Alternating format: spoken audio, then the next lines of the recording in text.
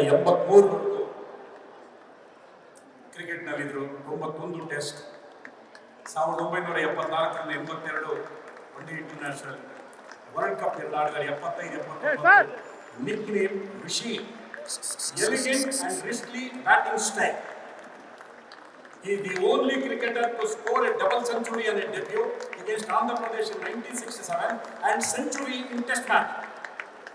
Only player. Century against Australia at Kanpur 1969.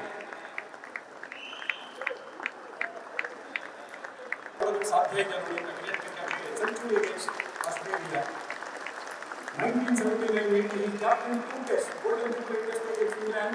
He recalled Bob Tyler to the crease after umpires. He lost the match. But the spirit ಇದೆಯಲ್ಲ ಅದು ಇನ್ನೂ ಕಾಣಿಲ್ಲ, ಶಾಶ್ವತವಾಗಿದೆ. ಅವತ್ತು ಟೀಕೆ ಮಾಡಲು ನಿರ್ಧಾರ ಸರಿ ಇಲ್ಲ ಅಂತ ಆ ಟೀಕೆ ಸತ್ತೋಯ್ತು. ಆದರೆ ಒಳ್ಳೆ chairman national selection committee, manager Indian cricket team, coach ಆಗಿ ಕೂಡ ಸೇವೆ ಸಲ್ಲಿಸಿದ್ದಾರೆ ಜಿ.ಆರ್. ವಿಶ್ವನಾಥ್. ಇಂಥ ಲೆಜೆಂಡರಿ ನಮ್ಮ ಜೊತೆ ಇರೋದು ನಾವು ಹೆಮ್ಮೆ